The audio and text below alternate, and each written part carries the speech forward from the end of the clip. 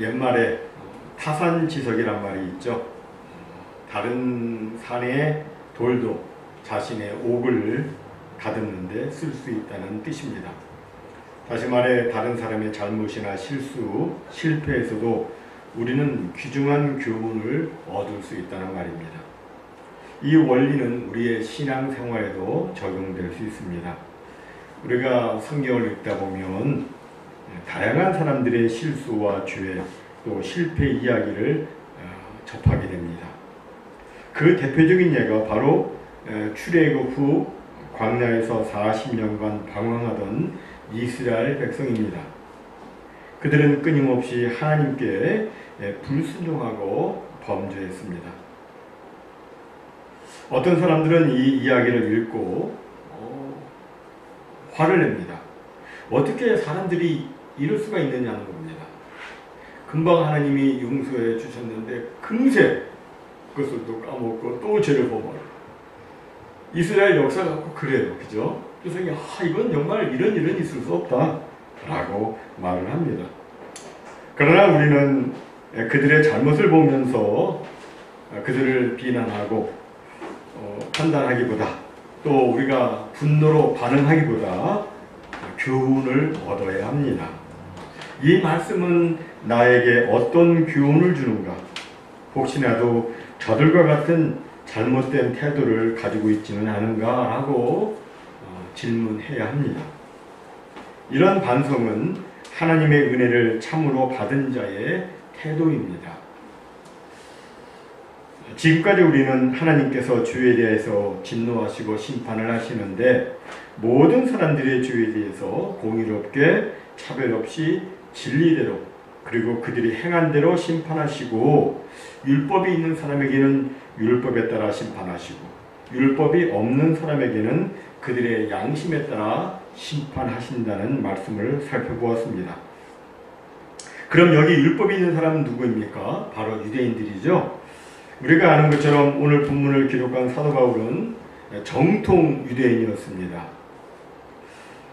그는 유대 최고의 랍비 가말리엘 문화에서 공부를 했던 사람으로서 누구보다도 유대인의 전통과 삶을 잘 알고 있는 사람이었습니다. 그런데 그런 그가 오늘 본문에서 유대인의 잘못을 지적하고 있습니다. 뭐라고 지적을 합니까? 첫째로 유대인들은 자기들의 종교적 특권에만 집착했지 그 책임과 의무는 등한시한다고 지적을 했습니다. 본문 17절과 18절을 보니까 유대인이라 불리는 내가 율법을 의지하며 하나님을 자랑하며 율법의 교훈을 받아 하나님의 뜻을 알고 지극히 선한 것을 분간하며. 여기 보면 유대인이란 말이 나오는데 여러분, 유대인이란 무슨 뜻입니까? 유대인이란 뜻은 여호와를 찬양하는 사람, 여호와 하나님을 찬양하는 백성이라는 뜻입니다. 매우 좋은 의미의 이름이죠. 그래서 유대인들은 자기들이 하나님께 선택을 받아서 하나님을 찬양하는 백성이 되었다는 이 사실에 굉장한 자부심을 가졌습니다. 그리고 그들은 세계 어느 민족도 갖지 못한 하나님의 그 율법을 자기들이 갖고 이것을 계속해서 간직해 왔다는 사실을 놓고 굉장한 자부심을 또 가졌습니다. 충분히 그럴만하죠. 또한 그들은 그 율법의 교훈을 받아서 하나님의 뜻이 무엇인지 알고 하나님이 무엇을 기뻐하시는지를 알고 또 지극히 선한 것이 무엇인지를 분간해낼 수 있다는 사실을 놓고 또 무척이나 자랑스러워했습니다. 그러나 믿음의 삶은 하나님의 뜻을 아는 것에서 끝나는 것이 아닙니다. 율법을 가지고 있는 것으로 끝나는 것이 아닙니다. 물론 하나님께 택함을 받고 그분의 뜻을 아는 것은 굉장한 특권이지만 그 특권만 자랑하고 그에 따른 책임을 감당하지 않는다면 문제가 있는 겁니다. 마찬가지로 우리 크리스천들도 엄청난 특권을 누리고 있습니다. 우리는 하나님의 영광스러운 자녀이죠. 우리는 정말 영광스러운 하나님의 백성이고 또 천국 시민입니다. 굉장한 특권입니다. 그러나 우리가 그 신분만 자랑하고 하나님의 자녀답게 살지 않는다면 저 옛날 유대인들과 똑같은 잘못을 범하고 있는 겁니다. 여러분, 하나님은 왜 우리를 만세전부터 택정하시고 하나밖에 없는 독생자 예수 그리스도를 십자가에 죽게 하셔서 우리를 구원하셨습니까? 왜 하나님은 우리에게 하나님의 자녀라고 하는 그 영광스러운 신분을 주셨습니까? 그것은 우리로 하여금 하나님을 닮은 삶을 살게 하기 위함입니다. 우리는 이 특권에 상응하는 책임을 깊이 묵상하고 실천을 해야 하는 겁니다.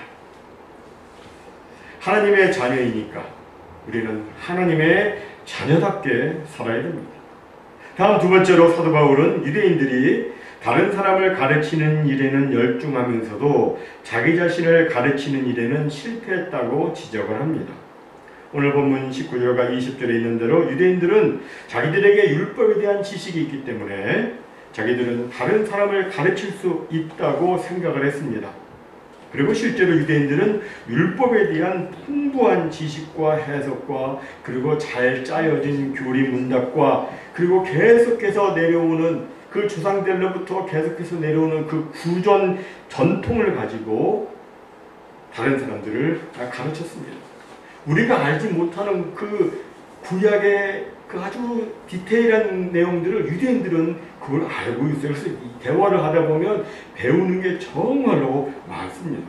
그 유대인들은 그것을 굉장히 자랑스럽게 여겼습니다. 하지만 문제는 그들이 자신을 가르치지 않았다는 데 있습니다. 그들은 다른 사람들에게는 도덕질하지 말라고 가르치면서도 자기들은 부당한 방법을 통해서 폭리를 취하는 고리대금과 같은 그런 고등 도적질을 자행하기도 했습니다. 여러분, 고리대금이 얼마나 나쁜 겁니까? 얼마나 이 고리대금의 사회에 악영향을 끼쳤으면 도스토예프스키의 그 죄와벌에서 고리대금을 하는 유대인 노파가 도끼로 잔인하게 살해되었으며 또 오죽했으면 셰익스피어의 베니스의 상인에서 유대인 고리대금업자 샤일록을 냉혈동물과 같은 수전도로 묘사를 했겠습니까? 또 유대인들은 간음하지 말라고 말하면서도 또 은밀히 자기들은 간음을 했습니다. 우상을 섬겨서는 안 된다. 우상을 만들지 말고 섬겨서는 안 된다. 우상을 혐오해야 한다 라고 말하면서도 그들은 값비싼 우상을 보게 되면 그것을 탐내고 훔쳤습니다. 이런 예들을 보면 유대인들은 남을 가르쳤지만 정작 자기를 가르치는 일에는 실패했음을 알 수가 있습니다. 그들은 다른 사람을 가르치면서 정작 자신에게는 동일한 기준을 적용하지 않았던 겁니다. 그런데 가끔 그와 비슷한 모습이 우리에게도 나타나는 것을 보게 됩니다. 우리는 때때로 다른 사람을 나라고 하는 저울에 달아보고 평가하고 비판을 합니다. 그러면서도 우리는 우리 자신의 삶은 잘 달아보질 않습니다. 남에게는 이렇게 살아야 된다라고 말하면서도 정작 자신은 그렇게 살지 않습니다. 이것은 모든 사람들이 갖고 있는 약점이기도 하고 또 영적으로 성숙한 사람에게서도 나타나는 약점이기도 합니다. 우리가 성경을 보면 하나님의 마음에 합한 자라고 불리우는 다윗이 나오고 있습니다. 그런 하나님께 굉장히 칭찬받은 사람이었습니다. 그런데 다윗이 어느 날 범죄를 합니다. 그리고 자신의 죄를 은폐하며 삽니다. 이때 하나님께로부터 보내받은 나단 선지자가 와가지고 다윗에게 이런 이야기를 합니다. 왕이여, 왕이 다스리는 이 나라에서 일어난 이야기를 하나 말씀드리겠습니다. 두 사람이 있는데 한 사람은 아주 부자고 또 한 사람은 아주 가난했습니다. 부자는 많은 양떼와 많은 소떼를 거느리고 있었고 가난한 사람은 암양 한 마리밖에 없었습니다. 그런데 어느 날 그 부잣집에 손님이 찾아왔는데 그 부자는 자기의 그 많은 양떼와 소떼 중에서 한 마리 잡는 것이 아까워서 그 가난한 사람이 한 마리밖에 없는 양을 빼앗아서 손님을 대접했다고 합니다. 이 말을 들은 다윗이 그 얼굴이 막 일그러지면서 불기운하면서 말합니다. 무엇이라고? 내가 다스리는 이 나라에 아직도 그런 못된 사람이 있단 말이냐? 그런 자는 당장 잡아서 엄벌에 쳐야 된다고 하면서 흥분을 하고 노를 말했습니다. 그런데 여러분, 지금 다윗이 하고 있는 흥분은 사실 누구를 향한 흥분이어야 합니까? 자신을 향한 흥분이어야 합니다. 자기를 향해서 그렇게 노를 발해야 됩니다. 그런데 그는 그렇게 하지 않았습니다.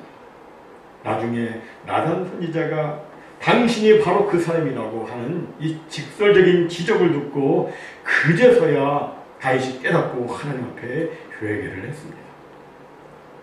그런데 이 이야기는 비단 다윗의 이야기만은 아니라고 생각됩니다. 이 이야기는 바로 저의 이야기가 될 수 있고 바로 여러분의 이야기도 될 수 있습니다. 따라서 우리는 하나님의 말씀을 통해서 자기 자신을 똑바로 보고 자기 자신을 하나님의 말씀에 비춰놓고 보고 자기 자신을 가르쳐서 정말 두렵고 떨림으로 우리의 구원을 이루어야 하는 겁니다. 다음 세 번째로 사도 바울은 유대인들이 하나님의 이름을 욕되게 했다고 지적을 합니다. 본문 23절과 24절입니다. 율법을 자랑하는 네가 율법을 범함으로 하나님을 욕되게 하느냐? 기록한 바와 같이 하나님의 이름이 너희 때문에 이방인 중에서 모독을 받는도다. 유대인들은 하나님의 율법의 그 세부적인 내용들을 잘 알고 있었습니다. 하지만 그들은 율법을 지식으로만 알았지 행하지는 않았습니다. 그들은 율법을 그들의 삶에 적용하지 않았습니다.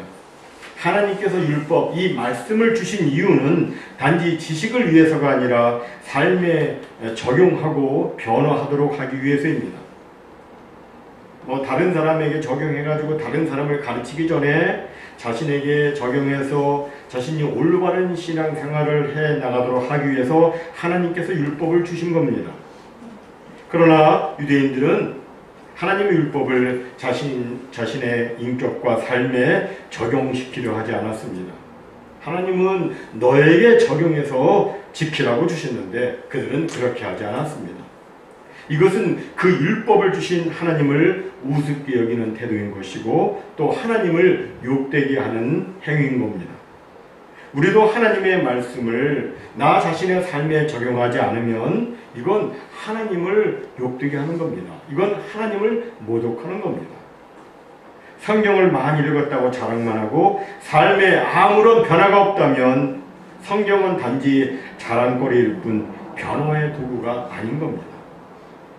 어떤 사람이 나는 어저께 10번의 식사를 했다고 자랑하면 사람들은 그 이야기를 두고 감탄하지 않고 오히려 무슨 일이 있냐고 걱정할 겁니다.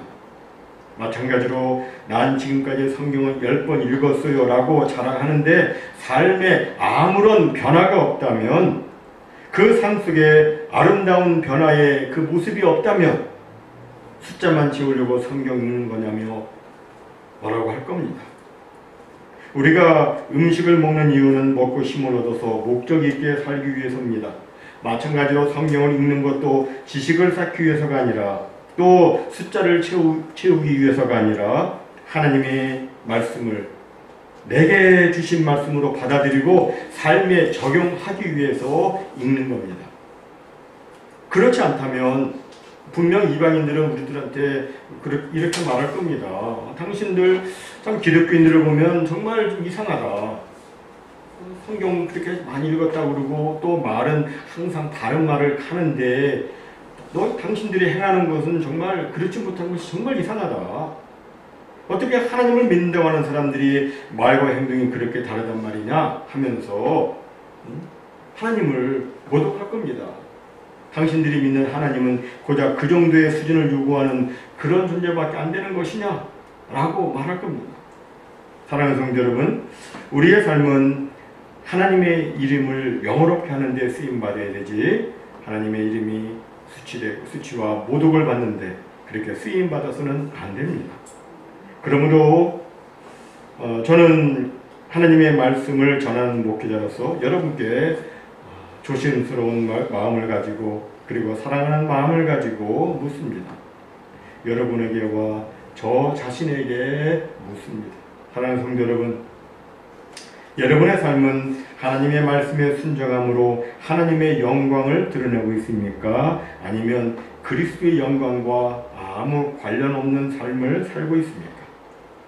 여러분의 삶은 하나님의 지극히 크고 보배로운 약속 안에서 그 약속의 말씀을 끊임없이 붙잡고 진정 하나님을 경외하는 아름다운 신앙생활의 모습을 보여주고 있습니까? 아니면 자신의 그 기분과 기질, 성향대로 사는 그런 삶의 모습입니까?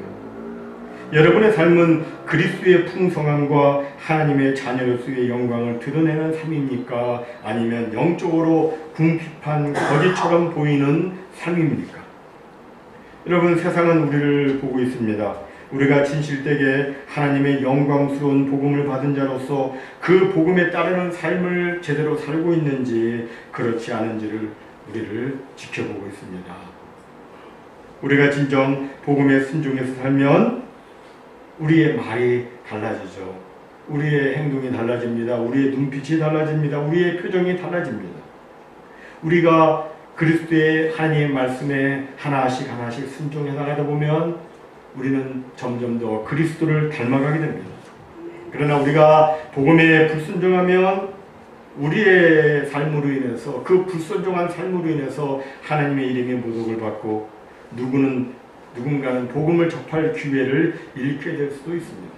어떤 사람이 교회에 처음 갔는데 그날 교회에 무슨 안 좋은 일이 있는지 시끄러운 소리가 나고 밖으로 막 왔다 갔다 하고 이런 모습을 그가 보고 이럴 거면 내가 교회에 왜 나와 있느냐, 이렇게 복음을 접할 기회를, 구원을 받을 기회를 잃어버리게 되는 겁니다. 이런 일이 있어서는 안 되죠. 이렇게 되지 않으려면 우리의 믿음은 항상 하나님의 말씀을 중심으로, 하나님의 말씀을 기준으로 해서 우리의 믿음이 항상 개혁되어야 됩니다. 우리는 지금도 주님을 의지하고 살아가고 있지만 아직은 완전한 단계는 아니잖아요. 그리스도의 그 완전한 그 모습을 바라보고 우리는 계속해서 전진해 나가야 됩니다. 예수 그리스도를 닮아가기 위해서 끊임없이 변화되어야 하는 겁니다. 사랑하는 성도 여러분, 오늘 말씀에 비추어서 자기 자신을 한번 진지하게 돌아봅시다. 나는 혹시 하나님의 자녀라는 그런 특권만 자랑하고 책임은 소홀히 하지 않았는가? 나는 혹시 다른 사람들을 비판하면서도 정작 나 자신을 가르치는 데는 실패하지 않았는가? 나는 혹시 하나님의 말씀을 어김으로 하나님의 이름을 욕되게 한 적은 없는가?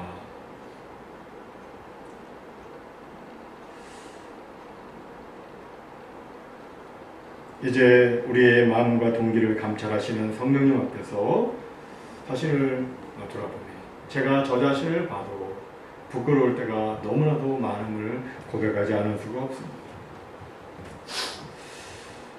우리들은 하나님을 믿는 사람으로서 어떤 대가가 따르더라도 하나님의 말씀에 순종하는 삶을 살아야 됩니다. 오늘 하나님께서 우리에게 오늘 이 말씀을 주신 것은 우리가 우리 자신의 영적 상태를 돌아보고 다시금 우리의 마음을 하나님께로 돌이키게 하려는 하나님의 은혜인 줄로 믿습니다.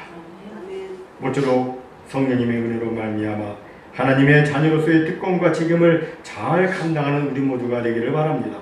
다른 사람을 가르치기 전에 먼저 나 자신을 가르치고 또 하나님의 말씀을 나의 삶에 적용함으로 하나님의 이름을 영원롭게 하는 우리가 되기를 바랍니다. 그래서 우리 주님 다시 오시는 그 영광의 날에 우리 모두가 다 주님 앞에 흠없이 서서 우리 주님으로부터 잘하였다, 착하고 충성된 용아라는 칭찬과 함께 영원히 사라지지 않을 영광과 상급과 존귀와 생명을 다 받아 누리는 우리 모두가 되시기를 주님의 이름으로 축원합니다. 아멘.